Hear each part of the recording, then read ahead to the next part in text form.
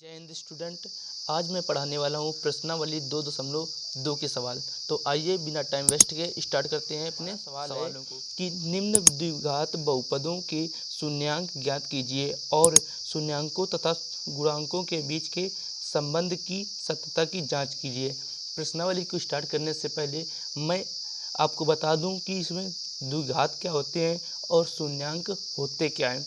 तो आइए हम पहले इनके विषय में चर्चा कर लेते हैं। देखिए, जो द्विघात बहुपद होते हैं तो उनको इस प्रकार से लिखा जाता है। द्विघात का मतलब ही है जिसकी घात अधिकतम घात 2, यानी कि ax² प्लस bx और प्लस c। इससे हम इसको डिनोट करते हैं द्विघात बहुपद, यानी इसकी अधिकतम घात 2 होनी चाहिए।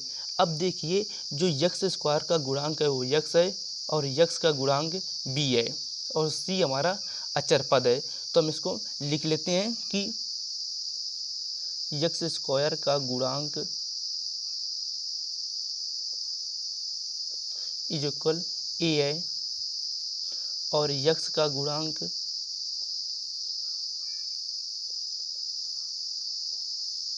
बराबर b है, क्योंकि इसी से भी एक सूत्र निकलने वाले हैं। तो उन सूत्रों के विषय में भी चर्चा करेंगे और शून्यांकों के विषय में भी हमको चर्चा करनी है। अब हमारा जो c है वो एक अचर पद है, तो हम क्या लिखेंगे, अचर पद बराबर c। अब देखिए, इसमें शून्यांक बराबर क्या होता है, शून्यांकों का योगफल बराबर होता है। सूत्र होते हैं कि शून्यांकों का योगफल, शून्यांकों का योगफल।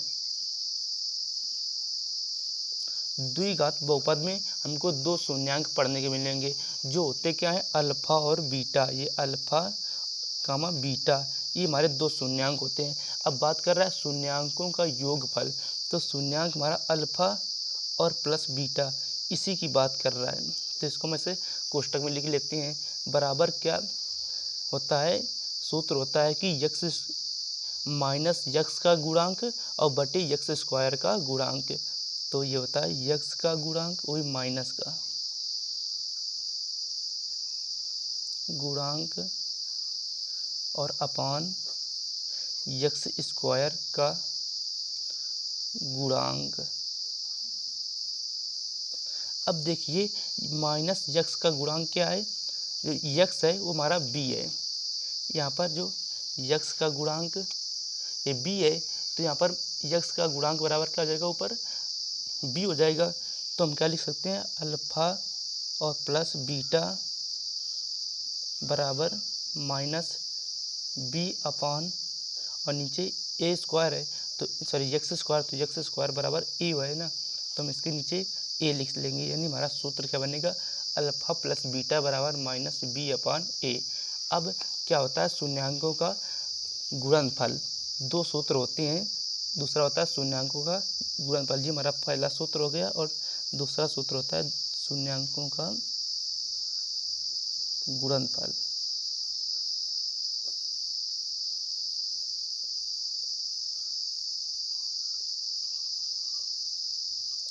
गुणनफल, अब गुणनफल यानी अल्फा इंटू बीटा, बीटा बराबर क्या होगा, अल्फा इंटू बीटा बराबर होता है कि अचर पद अपान होता है x² का गुणांक। ये हमारा दूसरा सूत्र होता है। अब हमारा अचर पद है क्या, तो देखिए अचर पद हमारा ये c है, अचर पद c है।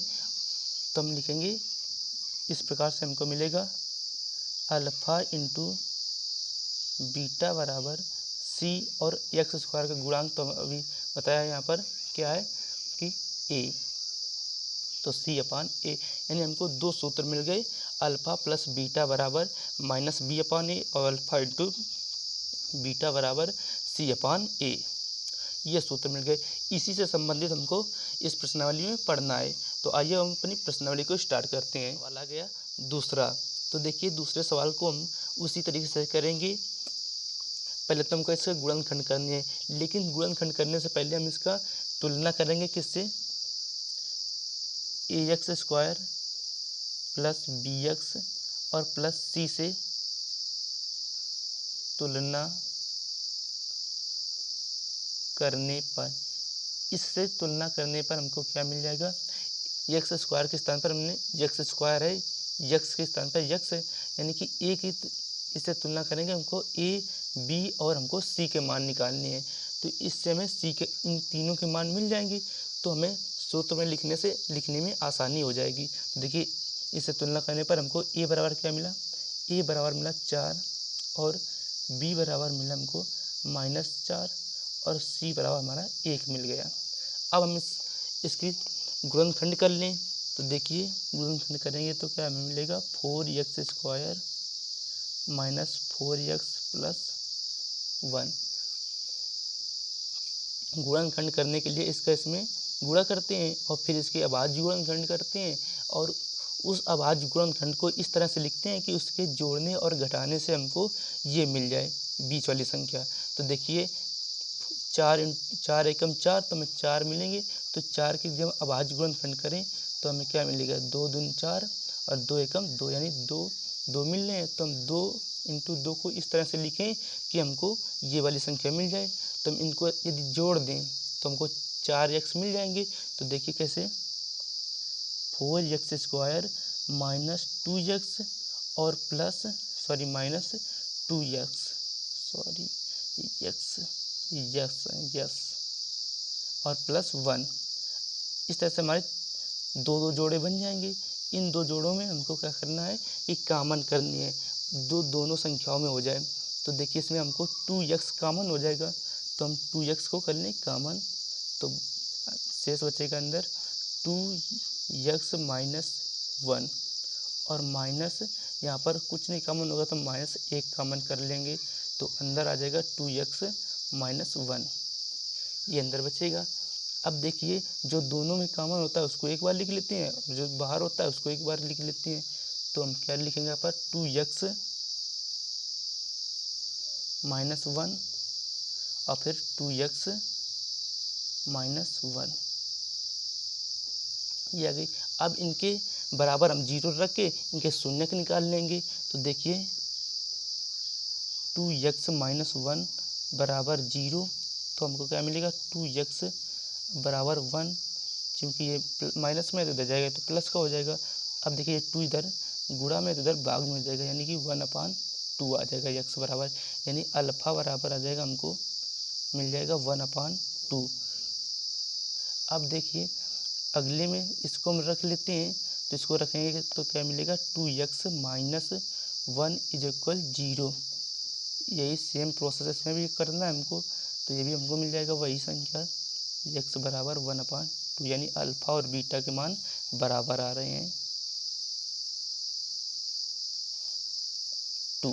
अब हम इनके बीच गुणांकों का जांच करें तो शून्य के बीच गुणांकों का जांच यानी जांच करने पर हम लिख देंगे नीचे, जांच करने पर